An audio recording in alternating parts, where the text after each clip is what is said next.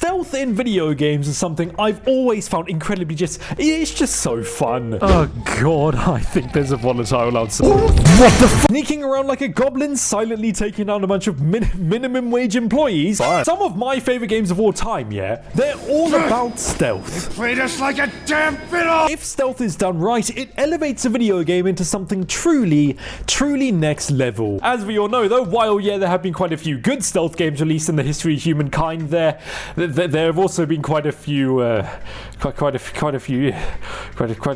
stealth games. Try to flank them, or approach from behind. Ah yes, stealth. Yeah, well, when it comes to the very cool, very epic world of video games, the word stealth, lots of people start to feel a little bit weary. Stealth in video games, for the most part, is often regarded as very hit or miss. However, I'm always open to giving a game a chance. Which is why, when I saw the game Gloomwood pop up on my Steam, a survival horror stealth game made by the same people who made Ultra Kill, I decided to hand over a few of my shekels and give it a try. I didn't know it at the time, but I just downloaded one of the best games I've played this year. Also, while you're here, be sure to subscribe to the big YouTube channel. It's completely free, and once you do it, you can never click unsubscribe. Leave a like on this video and follow me on Twitter. I'm funny. I'm funny on there sometimes. Darkness.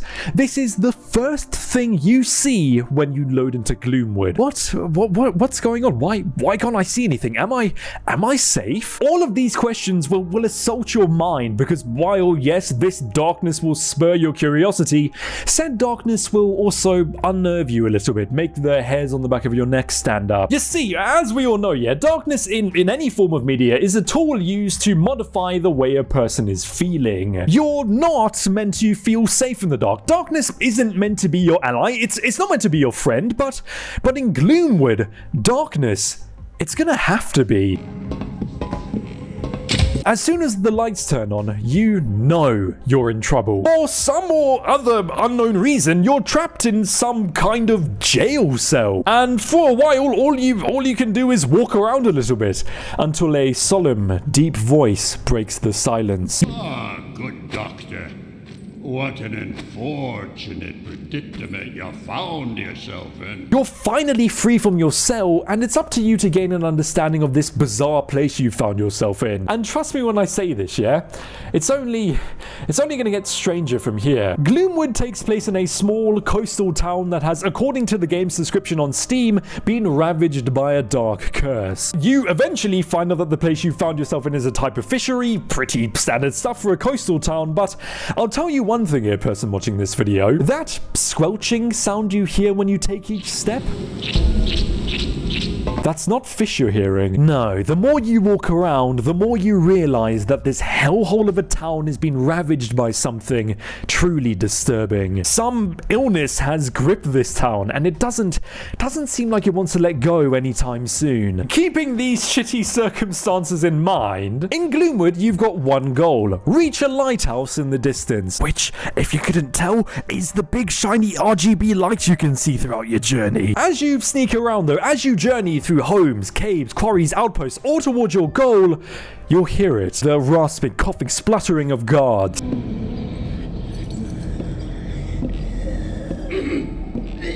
Said guards not even wanting to be there in the first place. What does the Countess want with him anyways? Don't know. I just want to get the job done, get paid, and not go anywhere near her mansion after that. Buildings groan and creak in the wind, making it seem that even brick and mortar has been infected by this curse. And if that isn't enough to make you feel a little bit uneasy, how about the sight of those who have chosen to take themselves out before the illness could get them? Gloomwood is a very unforgiving, it's an oppressive game. Your only real form of comfort comes in the shape of these phonographs where you can save your game. But even these phonographs are a tad bit unsettling. They fill the halls of this godforsaken place with a lonely, somber melody.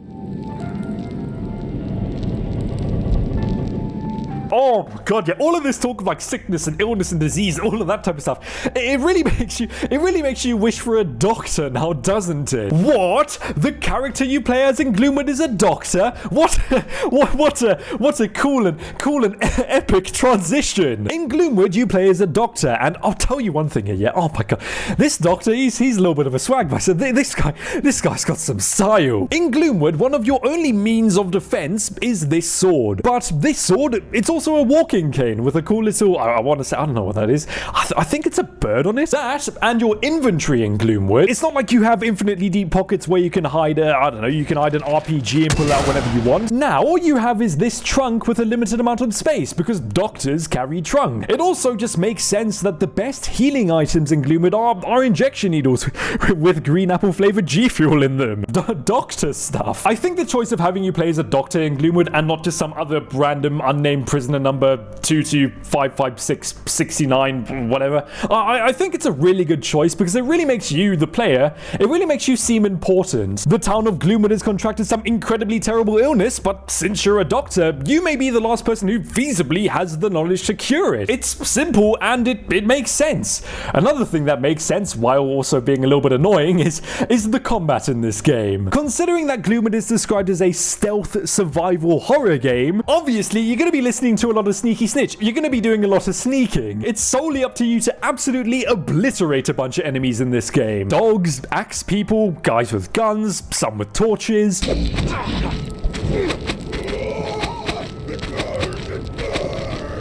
Can we please take a moment to just look at these designs? Oh my god, just look at them.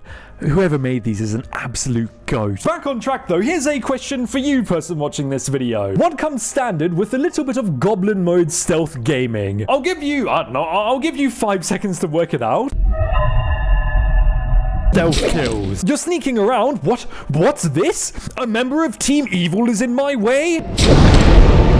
What I really appreciate about Gloomwood is that, well, you know how in a bunch of like different other stealth games, it really feels like the enemies have like downloaded cheat engine and they've enabled wall hacks because they can see you no matter what. Gloomwood doesn't have this problem. If you really wanted to, you could actually change Gloomwood's name from Gloomwood into If It Isn't the Consequences of My Own Actions Simulator. Sure, once or twice I thought that my deaths were a bit cheap, but pretty much 95% of the time, all of my deaths in Gloomwood were thanks to me being absolutely stupid. Prime example, at one point during my playthrough, I kept on dying. I was getting really annoyed, but then I remembered that in the beginning of Gloomwood, I was taught that if you land on a harder surface, you'll make a bit of noise and get hurt. As soon as I remembered this, I fixed what I was doing and completed the section that I was stuck on almost instantly. However, remember how a couple seconds ago I used the word annoying? Do not, I repeat, do not get into an r/crazy fucking videos brawl with the bad guys in this game. You will get your shit rocked. Well, most of the time when you get a shotgun, it does become pretty easy.